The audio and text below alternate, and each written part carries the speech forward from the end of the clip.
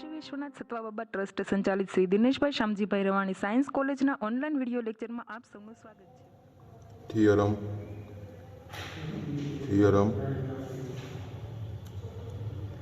1 state and prove the De Moivre's theorem. De Moivre's theorem.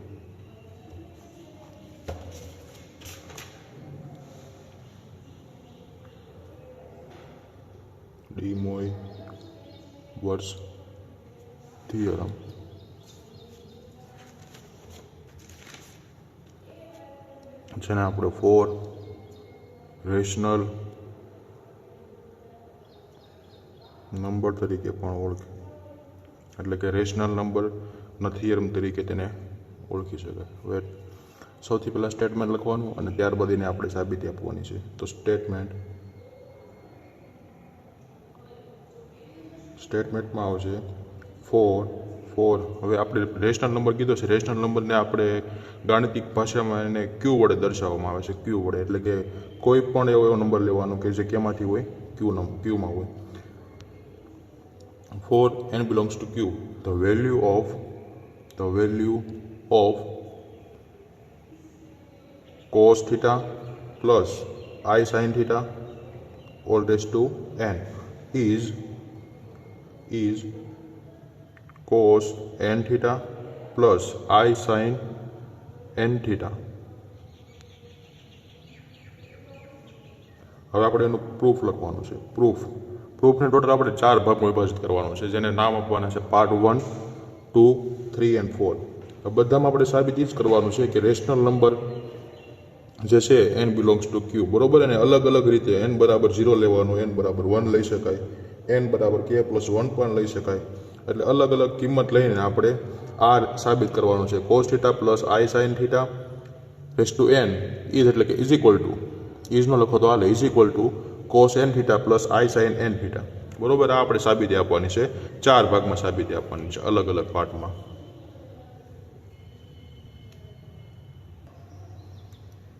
Part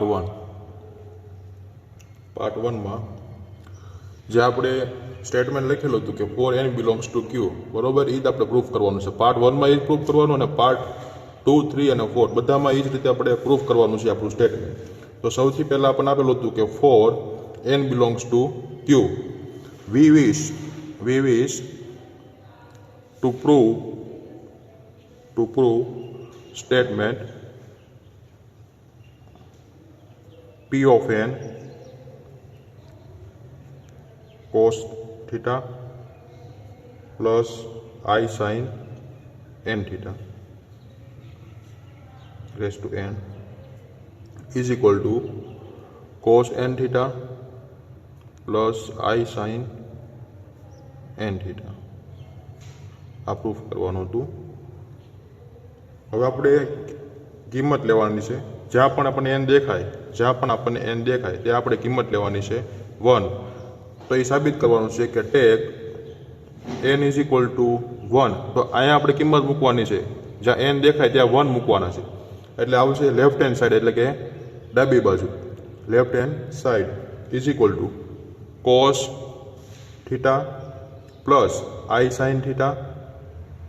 જ્યાં n હતો n is equal two આપણે શું મૂકવાનું, તો કે 1 મૂકવાનું. તો એનું જવાબ શું આવે, અહીંયા 1 આવશે અને અહીંયા પણ 1 આવશે. એટલે cos theta plus I sin theta, જેને સમીકરણ નંબર 1 નામ આપીશું. હવે એવી જ રીતે સેમ ટુ સેમ આપણે જમણી બાજુ સાબિત કરવાનું છે. જમણી બાજુ હવે સિમિલરલી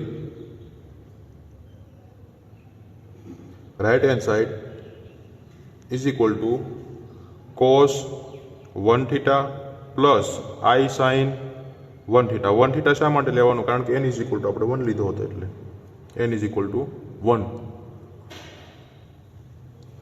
એટલે 1 નો ગુણાકાર થીટા સાથે થાય એટલે theta plus I sin theta. સમીકરણ નંબર 2. હવે આપણે ઇક્વેશન 1 અને 2 પરથી P P of n is equal to 1 લેતા એટલે P of 1 બરોબર. P of 1 is true for n is equal to 1 માટે સાચું છે કે ખોટું? For equation number 1 and 2 we can be say that statement P of 1 is true for n is equal to 1. Now assuming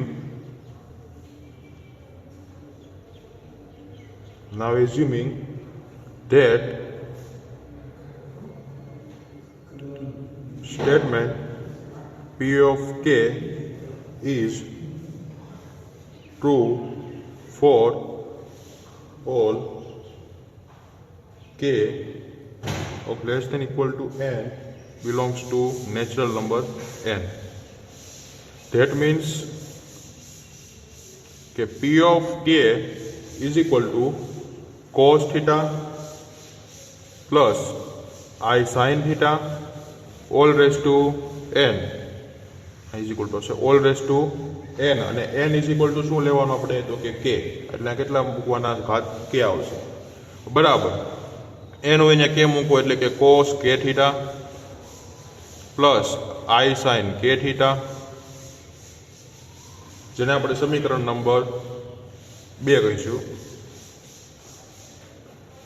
આ Roman અંકમાં આપણે સમીકરણ number 1 આને કહીશું અને 2 સમીકરણ 1 સમીકરણ 2. હવે આપણે કે લીધો હતો, હવે આપણે k+1 સુધીનું લેવાનું, k+1 સુધીનું લેવાનું. we will claim that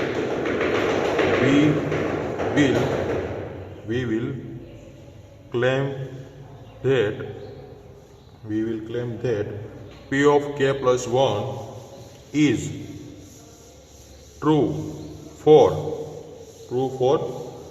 k+1 less than or equal to n belongs to natural number n. એટલે કે n ની વેલ્યુ તમારે કેમાંથી લેવાની છે? નેચરલ નંબર n માંથી. એટલે કે 1 થી શરૂઆત કરીને અનંત સુધીની લેવાની.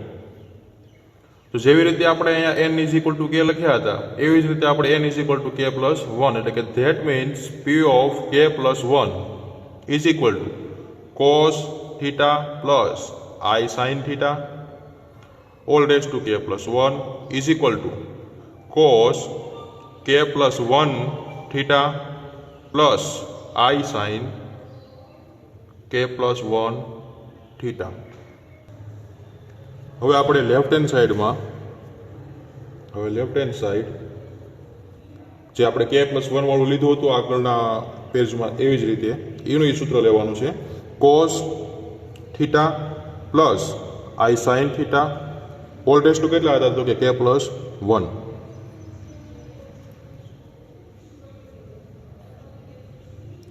જેને આપણે આવી રીતે લખી શકાય cos theta plus I sin theta ની k ઘાત ઇન્ટુ cos થીટા વત્તા I sin theta.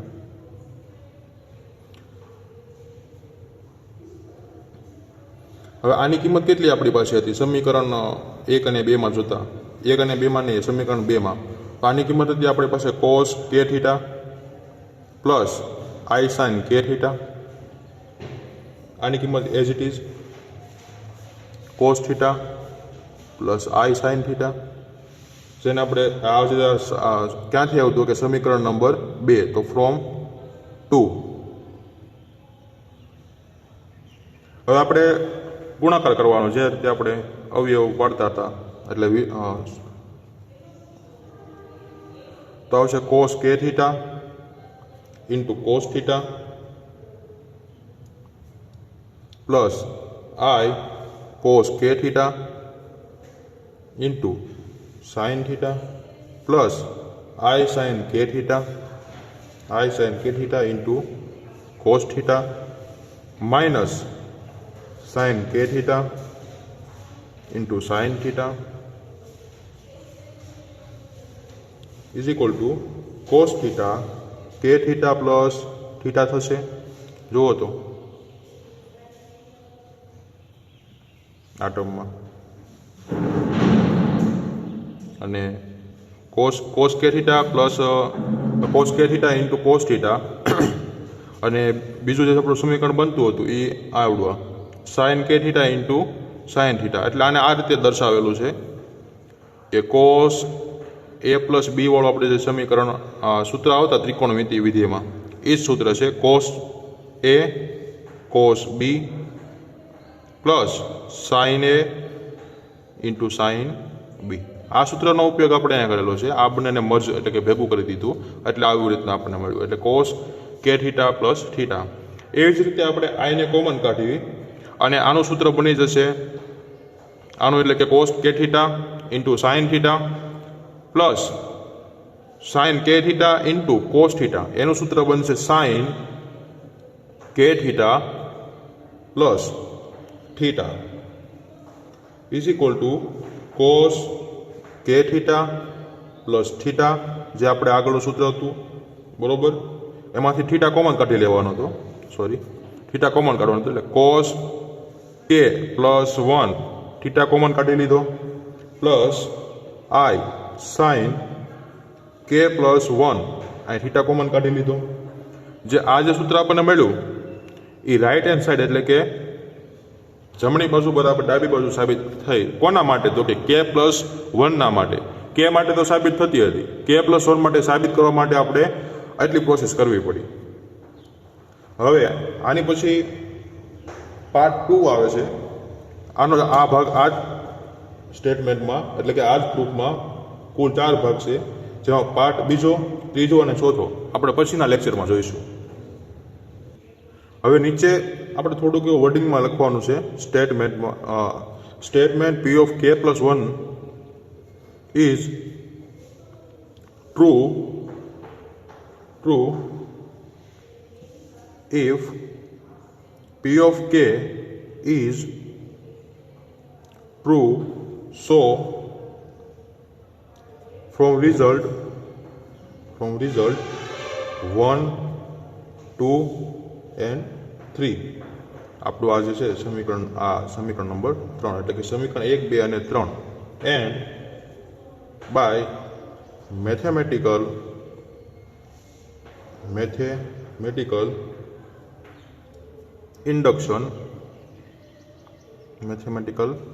induction state P of n is true for every n belongs to capital N.